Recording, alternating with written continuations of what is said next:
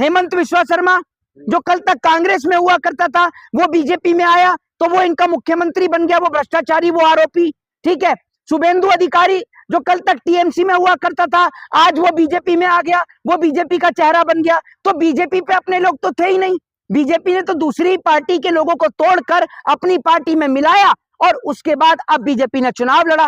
वो बीजेपी जो कभी बंगाल में हुआ ही नहीं करती थी, आज वो बंगाल में एग्जिट पोल के जरिए सरकार बनाने जा रही है। कैसे?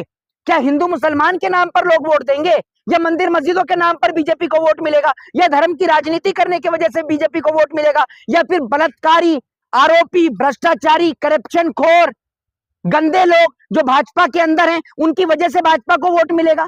बताइए ना, ऐसा क्या काम बीजेपी ने किया है उत्तर प्रदेश में, मध्य प्रदेश में, राजस्थान में या दिल्ली में जिसको देखकर बंगाल के लोग वोट दें?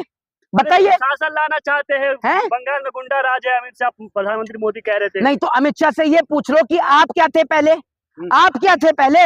अगर आपको राजनीति में जगह नहीं मिलती तो मेरे को लगता नहीं कि आप भी सुधरते। हाँ। और क्या पता किसी को कि सुधरे या नहीं सुधरे। अभी भी मैंने ये देखा है कि लोग डर के मारे राजनीतिक ज्वाइन कर रहे हैं। जिसके घर पर ईडी की रेड पड़ जाए, एक मिनट सुन लीजिए भाई, हाँ। मुझे पता है तकलीफ हो रही है, पीछे सुन लीजिए, बोलिए मत। हाँ। समझ गए? तो जिसके घर पर ईडी की रेड हो जाए वो अगले दिन बीजेपी आकर ज्वाइन कर लेता है। भाई अशोक मित्तल जिससे ईडी पूछताछ कर रही थी, ईडी की रेड हुई, भाजपा में आके मिल गया। जिस दिन से वो भाजपा में आया है, मैं आपसे दो टुक सवाल का जवाब चाहता हूं कि जिस दिन से उसने भाजपा ज्वाइन करी है क्या आसपास भी उसके ईडी का कोई ऑफिसर नजर आया, या फिर जिस दिन उसने भाजपा ज्वाइन कर ली ईडी का भी पीछा छूट गया? बताइए ना आप मुझे। जो लोग ये आरोप लगाते हैं, मैं इस आरोप को साबित कर रहा हूं कि अगर अशोक मित्तल ने कुछ गड़बड़ी करी थी या कुछ उसने किया तो बीजेपी में वो ज्वाइन हो गया, अब उसके ऊपर दोबारा ईडी की रेड करो। लेकिन आपको ईडी का सम्मान ही नहीं आता।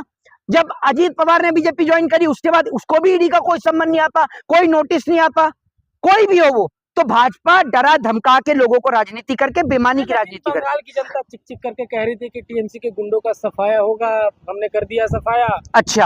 अच्छा, तो ये बंगाल की जनता चीख चीख के कह रही थी। तो ये बंगाल की जनता की चीखने की आवाज सिर्फ आपने ही सुनी और किसी ने तो नहीं सुनी? कहाँ चीख रही थी बंगाल की जनता? कौन सी जगह पर चीख रही थी जरा बताइए। फील्ड में उतरिए, देखिए आप तो। ओहो, नहीं, मेरी बात सुन लीजिए। पहली बात तो ये है, मेरे गले में कोई किसी का पट्टा नहीं है। आपके गले में जरूर मोदी जी का पट्टा टंग रहा है और गले में भी हो सकता है, क्योंकि पट्टा जो है वो डॉग के गले में डलता है। अब मैं आपकी उससे कंपैरिजन नहीं कर रहा हूं, मैं आपको एक बात बोल रहा हूं। अब अगर आपने गले में पट्टा डाल रखा है भाजपा का तो सबको नजर आ रहा है आप किस श्रेणी में आते हैं। दूसरी बात ये, भारतीय जनता पार्टी की जो आप बात कर रहे हैं, एक बात मुझे ये बताइए, अभी बंगाल से आपने, गुजरात से आपने लोगों को देखा जाते हुए क्या कह रहे थे पता है आपको? दोबारा नहीं आऊंगा। अभी दिल्ली में बीजेपी की सरकार है, देखा किस तरीके से एक बिहारी व्यक्ति को गोली मार दी गई? देखा या नहीं देखा महोदय? आप तो बिहार से ही आते हैं, देखा ना? उसके लिए क्या बोलेंगे आप? तो एक बात मुझे बताइए, जहां जहां बीजेपी की सरकार है वहां से लोग पलायन कर रहे हैं, छोड़कर जा रहे हैं, तो आपको लगता है कि बंगाल के अंदर, वो बंगाल जहां महिलाएं सुरक्षित हैं, वो बंगाल जहां पर हर किसी के पास रोजगार है, वो बंगाल जहां तिलक और टोपी एक साथ मिलजुल कर रहते हैं, वो बंगाल जो हिंदू मुस्लिम की एकता के लिए जाना जाता है, वो बंगाल जो अपने हावड़ा ब्रिज के लिए जाना जाता है, वो बंगाल जो देश के प्रेम के लिए जाना जाता है, और वो बंगाल जिसकी राजधानी कोलकाता भारत की कभी राजधानी हुआ करती थी, वहां के लोग इस घटिया स्तरी भाजपा को जिताएंगे?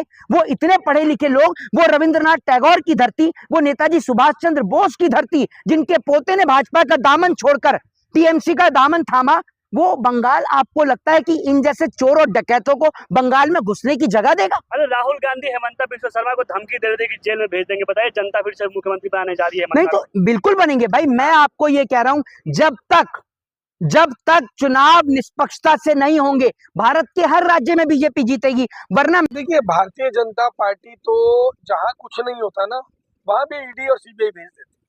आप ऐसे बहुत सारे पत्रकारों को जानते होंगे जिन्होंने अदानी की कुछ पोल खोली और उनके ऊपर एफआईआर दर्ज हो गई। उन्होंने कोई महत्वपूर्ण मुद्दा, जनता का मुद्दा उठाया, एफआईआर दर्ज हो गई। आप सही मुद्दे पर काम तो करके देखिए, आपके ऊपर एफआईआर दर्ज हो जाएगी। क्योंकि भारतीय जनता पार्टी क्या चाहती है आपको समझना होगा, बड़ी ही प्लान्ड पार्टी है भारतीय जनता पार्टी। लेकिन उनकी पत्नी एफआईआर दर्ज करवाते, इसमें गलत क्या है? क्योंकि उनके खिलाफ अगर ये कोई षड्यंत्र रच रहा है, कांग्रेस पार्टी या पवन के षड्यंत्र रच रहे हैं, तो उनका तो वो अधिकार है ना, संवैधानिक अधिकार है, वो एफआईआर दर्ज करवाएगी। हमारे साथ ना अभी पत्रकार महिलाएं भी हैं, इनको बोलिए कि एक बार जाएंगे थाने में और किसी मुद्दे को लेकर के एफआईआर दर्ज कराने का प्रयास करेंगे। इतने आराम से अगर एफआईआर दर्ज हो जाती ना तो देश में न्याय व्यवस्था सुचारू रूप से चल रही होती। हमारी वो बहनें जिन्होंने देश के लिए राष्ट्र पदक जीते, पहलवान महिलाएं, जंतर मंतर के ऊपर वो बहनें न्याय मांगने के लिए रोड पर बैठी थी, किस तरीके से उनको घसीट घसीट के वहां से उठाया गया, FIR दर्ज नहीं हुई। अंकिता भंडारी के केस में अभी भी जो आरोपी है वो खुलेआम घूम रहे हैं। हाथरस का केस आपने देखा, जहां हमारी बहन को रात को आधी रात को जला दिया गया, परिवार के लोगों को आखिरी बार उस बहन का चेहरा तक नहीं देखने दिया गया। आप किस महिला सुरक्षा की बात कर रहे हैं?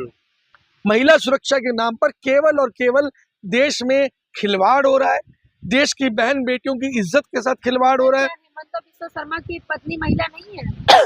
लेकिन जब वो बात करेंगे पूरे असम की महिलाओं पे अत्याचार हो गया, अरे भाई पूरे असम की महिलाओं के लिए तो किसी ने कुछ बोला था कि नहीं बोला था? आप बताइए ना। एक महिला जिसके ऊपर सवाल उठा